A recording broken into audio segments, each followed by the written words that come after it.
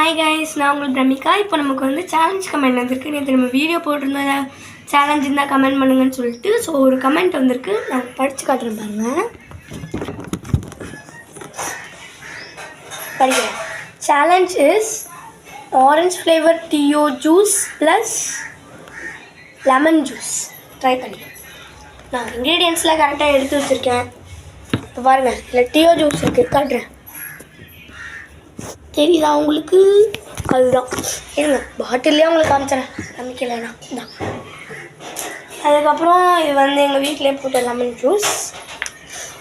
இதையும் நம்ம வந்து இந்த ஜூஸுக்குள்ளே ஊற்றிடுவோம்.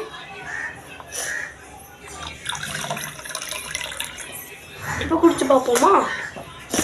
பாருங்கள், நான் ரெண்டுத்தையுமே போட் பண்ணிட்டேன். குடிப்போம்.